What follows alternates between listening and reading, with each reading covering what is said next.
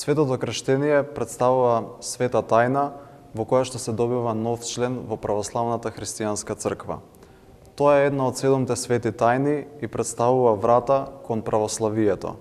Зошто е тоа така? Зошто представува врата? Бидејќи доколку некој сака да стане нов член на христијанската црква, тој најпрво треба да се крсти.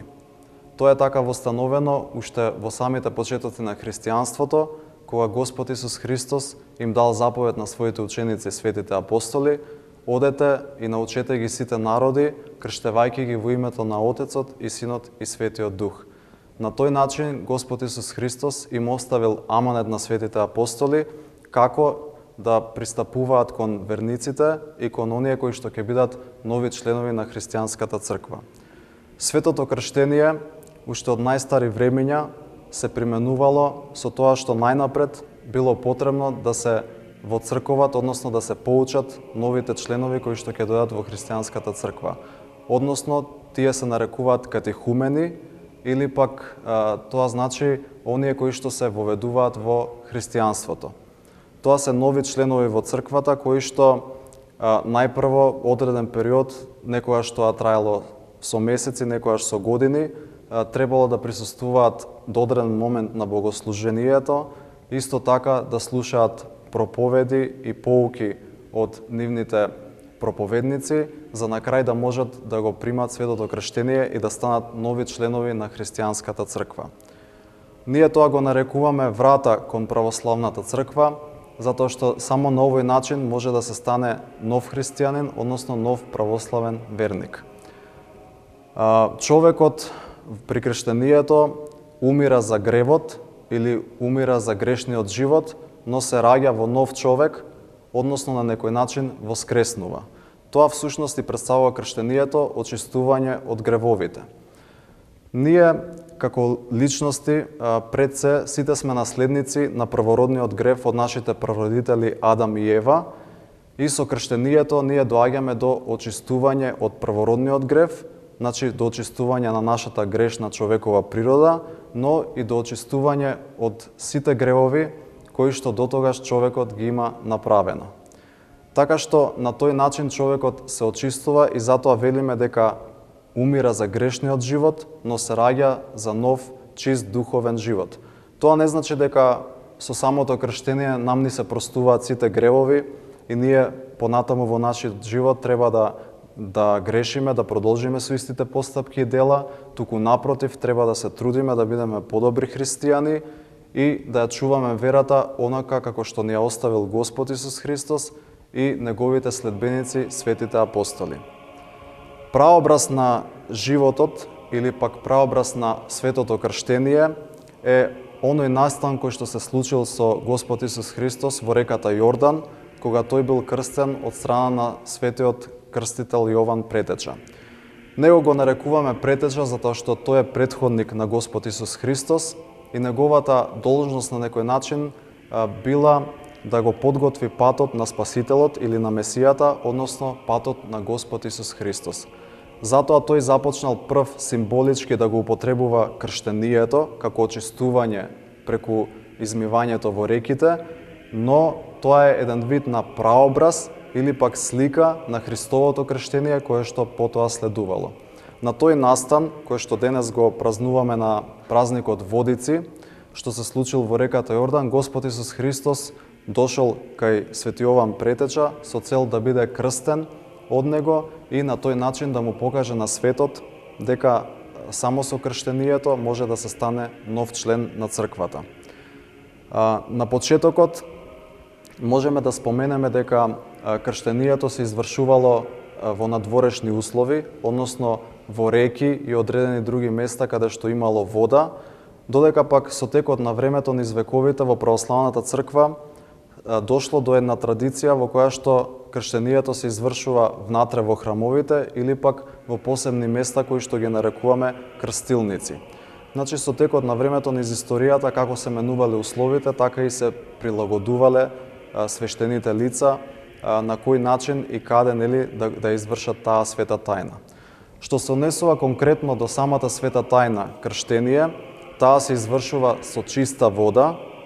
и со правилно изговарање на формулата за крштението, а тоа е се крштева работ Божи, се кажува името на човекот, во името на Отецот Амин и Синот Амин и Светиот Дух Амин, при што при изговарање на оваа формула се потопува личноста 3 пати во водата. И токму поради тоа, на тој начин се вели дека човекот е крстен и ја добива благодата од Светиот Дух. Штом се заврши со чинот на крштевање,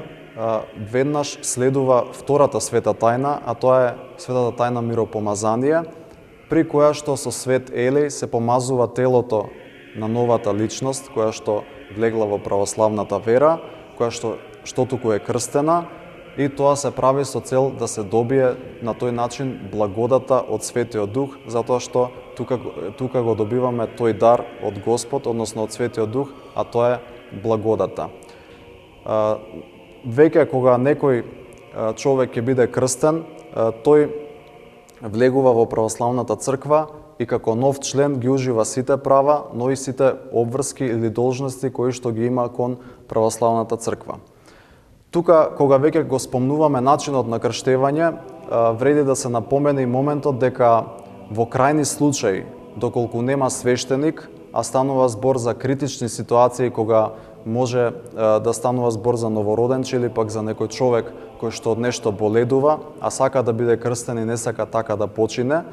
тогаш може и друга личност да го изврши светото крштение, но правилно да ја изговори формулата која што претходно ја споменавме. Исто така, во крајни услови, тоа не мора да биде и чиста вода, туку во некои ситуации каде што нема вода, тоа може да биде и песок, односно песокот да ја замени водата или пак да ја представува онаа материја која што ќе биде употребена за светото крштение. Со тоа што 3 пати ќе се стави песок на главата на личноста која што се крштева, и на тој начин ќе биде со правилно изговарање на формулата повторно, ќе биде извршена светата тајна крштение. Кога зборуваме за оваа света тајна, исто така треба да се истакне и моментот дека во првите христијански времиња или пак во првите векови на христијанската црква најчесто се крштевале возрастни личности. Зошто е тоа така? Така е уредено од црква, било уредено од црквата затоа што требало оној кој што се крштева сериозно да ја свати верата, да свати во што верува и за што се работи, каква света тајна прима на себе и дали навистина правилно го исповеда учењето за Света Троица, односно за нашиот Бог. Токму и поради тоа споменавме на почетокот дека имале такви традиции, односно личности кои што ги нарекувавме катехумени, кои што после одреден период на изучување на верата го примале крштението и токму поради тоа се избегнувало крштение на мали деца. Но со текот на времето, како што христијанството се ширело на различни територии низ светот и се зголемувал бројот на членови, се родила некоја идеја, односно имало и потреба меѓу другото да почнат да се крштеваат и деца. А тоа е направено така затоа што уште од мало детето ќе се воведе во верата и на некој начин ќе прерасне со добро воспитание од родителите нормално, ќе прерасне во зрела и вистинска христијанска личност, која што ќе чини добри дела и ќе живее според заповедите кои што ни ги оставил Господ Исус Христос. Ние секако имаме примери на истакнати личности и светители во христијанската црква, кои што на возраст, на длабока зрелост или возраст го примиле крштението, како што е, например, светиот цар Константин Велики, кој што на смртна постела се крстил, исто така истакнатите светители, свети Васили Велики, свети Јован Златоуст и други слични на нив, го добиле крштението кога биле веќе повозрастни, меѓутоа, тоа се само некои примери кои што кажуваат каква била праксата во првите векови. Тоа во денешно време не значи дека децата во никој случај не треба да бидат крстени. Затоа црквата вовела една нова институција, ако може така да се нарече, а тоа е кумот, кој што има големо значење при крштението на деца, бидејќи пред се представува сведок при извршувањето на овој чин, односно на оваа света тајна, но меѓу другото, тој гарантира или дава на некој начин завет дека за време на растењето на тоа дете ќе биде негов учител, односно духовен родител, кој што ќе го води низ православниот христијански живот. За да биде сето тоа така, нормално кумот во името на тоа дете, се заветува дека за време на неговото растење, на неговиот развој, ќе го воспита во правилна христијанска личност, во добра личност и ќе го научи на сите заповеди Христови и на сите работи кои што се поврзани со христијанското учење, а кои што се од полза за сите луѓе. Кога зборуваме за кумовите и општо за крштенијето, тука мора да се спомене и тоа дека верата е главен предуслов или најважен услов за добивање на крштенијето. Затоа што оној кој што не верува, а го извршува тоа механички, нема да постигне ништо во животот и со тоа не се здобил со никаква благодат. Затоа што самото крштение не е некое дело кое што автоматски се извршува или пак некоја активност која што ние ќе ја направиме, па автоматски ќе ни слезе благодата од Светиот Дух на нас, но и покрај тоа ќе продолжиме со нашиот грешен и порочен живот, но секако тоа е нешто сосема поинаку. Односно, доколку ние навистина си ја сватиме нашата вера и навистина разбереме во што веруваме и ја исповедаме правилно Света Троица,